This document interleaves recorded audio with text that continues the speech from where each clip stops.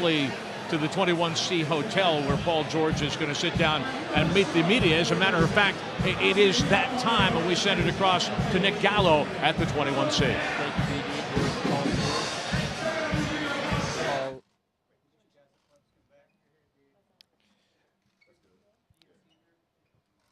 Paul, what is this past 24 hours been like for you? The party, the welcome yesterday, all of this combined. It's been awesome. It's really been awesome.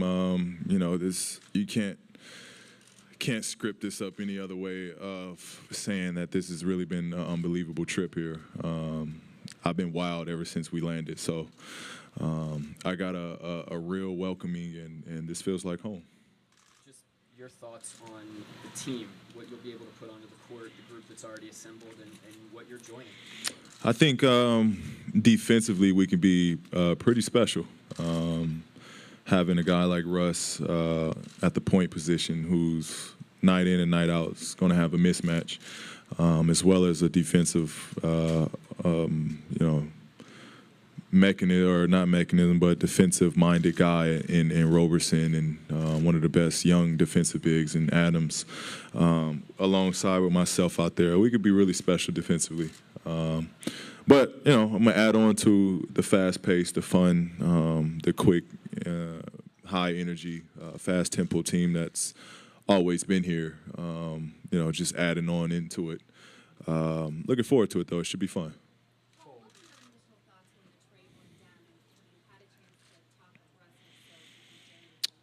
Yeah, well, it was just surprising.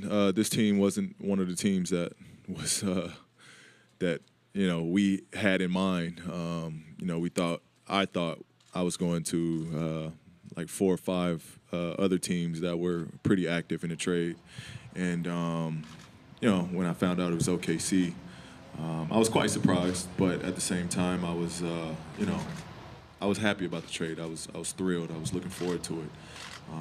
All I wanted was a chance and an opportunity to play for something special and to ultimately try to win a championship. And right off the bat, I think I get that here, playing alongside Russ. We've had a lot of time to talk. Right after the trade, I called him that night, and we kind of talked and went over the excitement of playing alongside one another. And yesterday we got a good time. We had a lot of time to talk, and it wasn't even about basketball.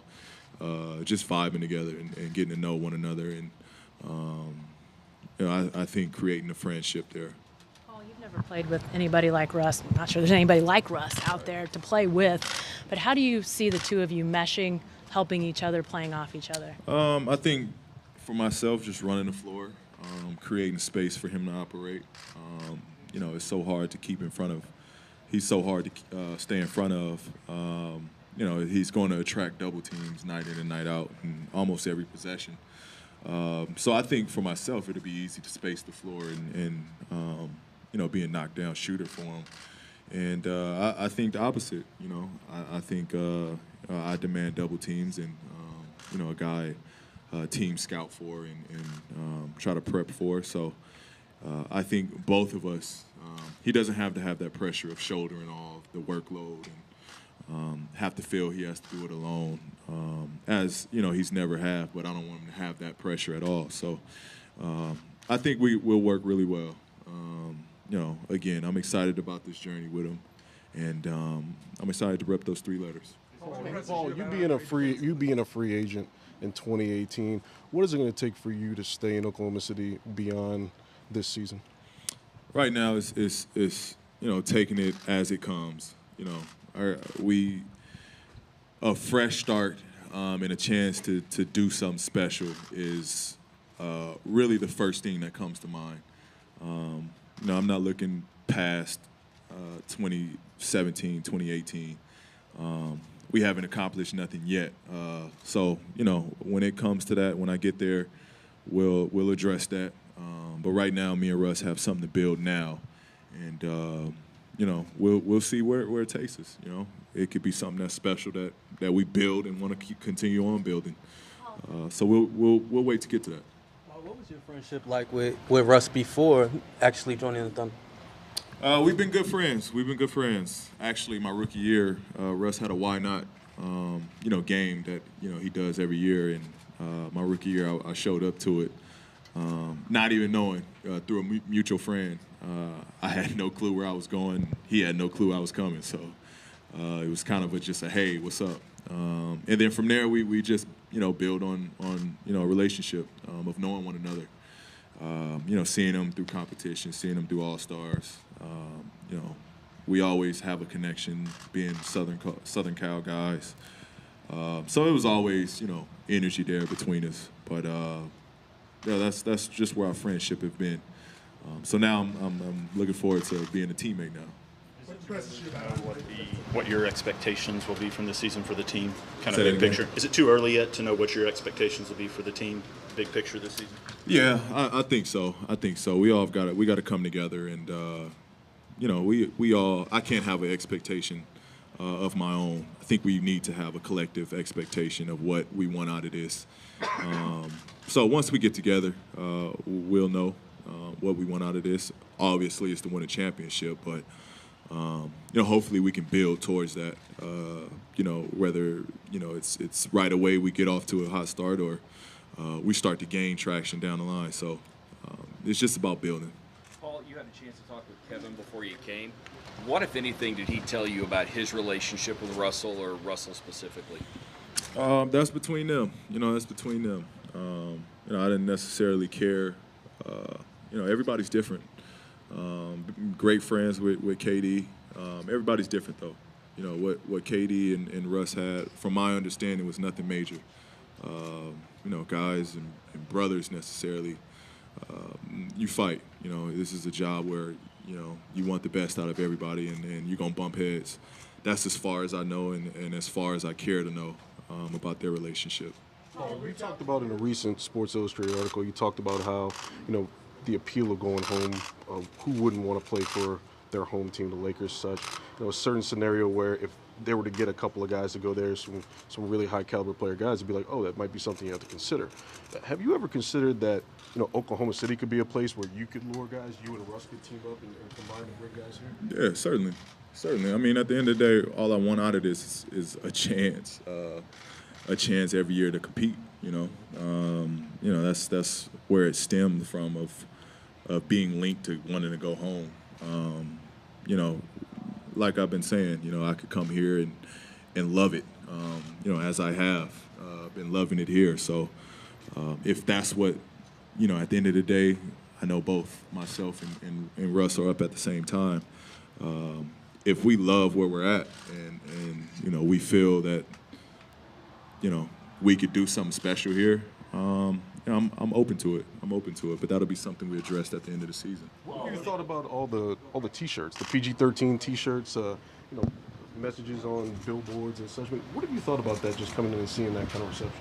Oh, man, just the love, from day one. Again, coming off or getting off the plane and seeing 500 fans waiting outside. I've never been a part of something like that. So instantly, I felt the connection here, and I got to go see the monument and get a little bit of taste of the history here, and that drew me even closer to the connection here and the reasoning for the love and the passion. So I felt, I don't want to say it's too soon, but Oklahoman. I felt, the passion behind all of this. So, I love that connection that I had, and that's something that can't be replaced ever. Are you surprised? By that connection? Have you been surprised since you've been here for what you've heard? Not surprised. You always hear how great of a fan base it is here, and playing here, you understand and you see it from afar. But to actually be a part of the side now, opposed to being on the opposite, you get it. You understand it. You understand the love here. You get why they're so passionate about this team. And again, I'm just happy that now I'm on the good side of that fence. When it comes to you guys playing together, you and Russ, why do you guys think you can work well together, and how have you guys already talked about making that work with each other and with Coach Donovan? Well, again, I think I spaced the floor well for Russ and allow him to continue on being aggressive. And I take pressure off him as another ball handler, another scorer, another playmaker, another defender. I think I help, carry all of those burdens for him, and just to make the game easier.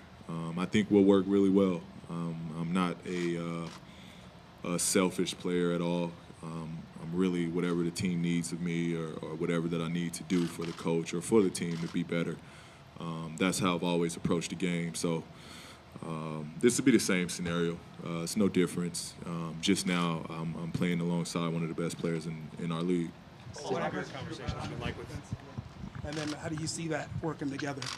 What impresses me is he plays the game on the other side of the ball how I do, and that's just being a pest all over the ball.